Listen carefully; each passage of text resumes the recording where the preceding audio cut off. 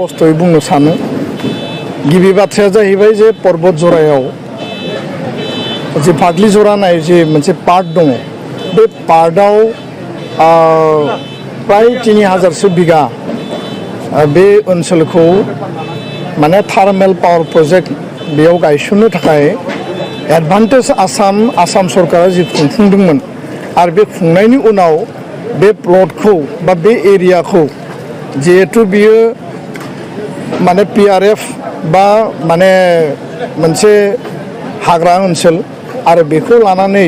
आसाम सरकार बिटिआर काउन्सिला बेयाव thermal power plant बहायनो थाखाय बा गायसननो थाखाय बिथांमोना बेखौ सार्भे खालामदों बिथांमोना बेखौ एसेसमेन्ट खालामबाय थादों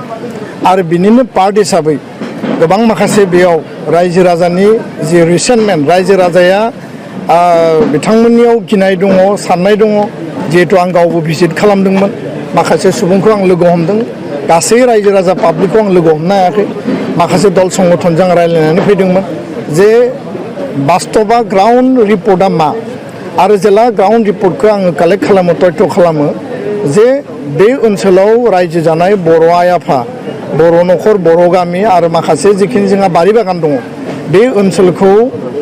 माने गासैखौबो लाफानानै पावार प्रजेक्टखौ गायसननाय जागोन बेबायदि मोनसे गिबि समाव माने गिबि जि थासारि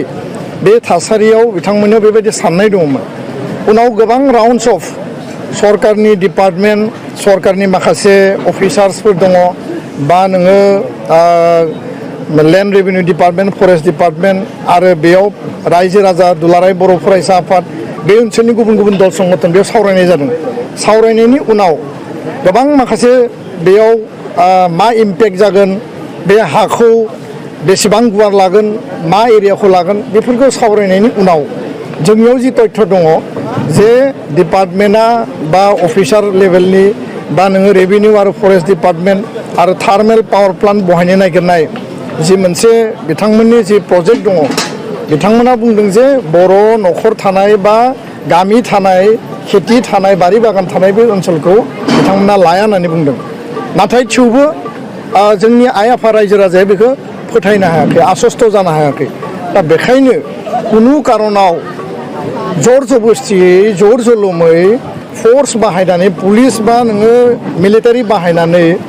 जोंनि जि सिक्सिडुल बा ट्राइबेलनि जि हा बा माने PRFनि हाखौ लानायखौ दुलाराय बर' फरायसा आफादा समर्थन खालामा आं बे खालिबो बुंबोदों जे थार्मेल पावार प्लान्ट बहायनायनि नामाव कुनु बिनिमयाव जाहाथे न'खरसेबो न'खर थानाय आरो बारि बागान थानाय खेथि थानाय बे ओनसोला जाहाथे क्षय क्षति जाया बिनि बादै जि ओनसोल दङ बिनि सायाव बिबेसना खालामनो हायो होननानैसो आं बुंदों बिनि सायाव जोङो सावरायनो हायो आरो बेयाव रायजो राजानि मतामतखौबो जोंनो नांगोन दा बेखौ लानानै दान्थे बिदान्थेया गोबां थांबाय आरो मैया आङो जि थासारि नुबाय जे बेयाव माने डिपार्टमेन्टेलि माखासे पुलिस फर्सखौ लानानै बेयाव सार्भे खालामनो थांदोंमोन बा सिमा थुनो थांदों आरो बे जाथायखौ लानानै पाब्लिकनियाव मोनसे रिसेन्टमेन्ट पाब्लिकनियाव मोनसे नारा नाथा पुलिस फर्स आरो बर' रायजो राजानि गेजेराव मोनसे कनफ्लिक्ट जादों बेबायदि कनफ्लिक्टखौ कुनु कारनाव जानाङा आङो बिटिआर काउन्सिल आसाम सरकारखौ खावलायगोन कनफ्लिक्ट आरो दमनजों जाहाथे हा लानायनि प्रक्रिया कुनु कारनाव जाया दुलाराय बर' फरायसा आफादा बे जाथायनि सायाव जों इन्टारभेनसन खालामगोन बिटिआरनि चिफ प्रमद बर' आसामनि गिबि मन्त्रि हिमन्त बिश्व शर्मा बिथांखौ जोङो खावलायगोन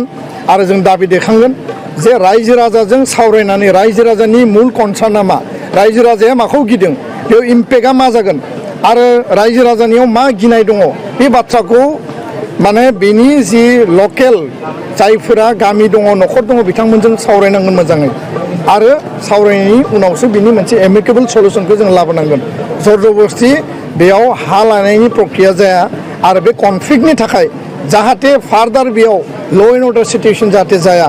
बेखौ जोङो मालाबाबो लुबैया दा बेखायनो डेभेलपमेन्टखौ जोंनो नांगौ खिन्थु डेभेलपमेन्टनि मुङाव रायजो राजानि हाखौ जाहाथे दखल खालामनाय जाया बे खोथाखौ दुलाराय बर' फरायसा आफादा स्पष्ट बुंदों आरो दुलाराय बर' फरायसा आफादनिफ्राय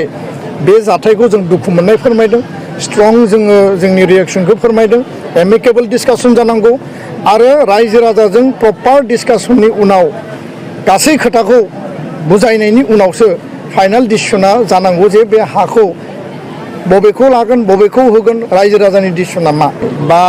हाखौ सोरनोबा होनाय बे बाथ्राफोरा सावरायनायाव डिसकासनाव गोबां फैयो किन्तु एक्चुएल रियेलिटिया मा आरो आदानि ग्रुप बा बे थार्मेल पावार प्लान्टखौ बबे नीतिनि बबे पलिसिनि आधाराव बेखौ गायसननो नागिरदों बेजों जोंनि लकेलिटियाव मा मुलाम्फा जागोन रिक्रुटमेन्टनि मुलाम्फा जागोन इन्डास्ट्रिनि लेभेलाव बे ओनसोलाव डेभेलपमेन्टनि मुलाम्फा जागोन बे मुलाम्फा दिगखौ जोङो नायबिजिरनांगोन जे बेजों जोंनि ओनसोलाव मा मुलाम्फा जागोन मा लाब जागोन बेखौ नायबिजिरनांगोन खेबसेनो गासैबो खोथाखौ खाथां बुंनो हाया किन्तु खोथाया जाहैबाय बे हाया गभर्नमेन्ट लेन्ड खोथाया जाहैबाय बे हाया फरेस्ट लेन्ड नाथाय रायजो राजाफोरा जुग जुग बोसोरनिफ्राय बे हाखौ कनजारभेसन खालामनानै दोनदों बासायनानै दोनदों दखल खालामनानै दोनदों आरो डेफिनेटलि पाब्लिकनियाव जिहेतु मेगननि मोखाङाव जोनोमनि उननिफ्रायनो बे हाखौ रैखा खालामनानै दोननायनि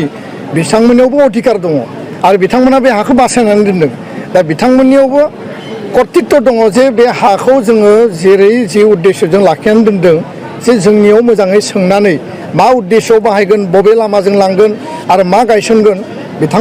बिथांमोनाबो बिनि सायाव मिथिनो सोंनो बा बिथांमोनावबो गिनाय थागोन दा बेखायनो बे खोथाफोरा प्रपारलि जायाखै आरो प्रशासनिक दिगजों जेला खामानिखौ मावो बेयाव माने सिभिल एडमिनिस्ट्रेसन पुलिस एडमिनिस्ट्रेसना खामानिखौ मावो बेयाव पाब्लिकनि सेन्टिमेन्टनि बाथ्राया बारा प्रायरिटियाव फैया बिथांमोना जि गोजौनिफ्राय डाइरेक्सन मोन्दों जि अर्डार मोन्दों अर्डारखौ फल' खालामो आरो अर्डार फल' खालामनो थाङो ल' एन्ड अर्डार सिटुवेसन जायो बेयाव कनफ्लिक्ट जायो मैया नारानाथा जादों आरो कुनु कारनाव बेबायदि जाथायनि थाखाय सोरनिबा देहाया जखम जानाय सोरनिबा जिउ जोबनाय कनफ्लिक्ट आरो फार्दार जानाय ल' एन्ड अर्डार सिटुवेसन जानायखौ एबसा लुबैया दा बेखायनो बेयाव गभर्नमेन्ट दङ गभर्नमेन्टआ प्रपारलि बिथांमोनखौ बुजायनांगोन प्रपारलि बुजायनानै बिनि सायाव फाइनाल डिसिसनखौ पाब्लिकनि कनसार्न आरो पाब्लिकनि सेन्टिमेन्टखौ एटेनसनाव लानानैसो फार्दार खामानिखौ मावनांगौ जाहाथे जर जुलुम प्रशासनखौ बाहायनानै कुनु खामानिया जाहाथे जाया आरो पलिटिकेल लेभेलावनो पाब्लिकजों डिसकासन जानानै बेखौ एमिकेबल सल्युसन खालामनांगौ आं बेखौसो बुङो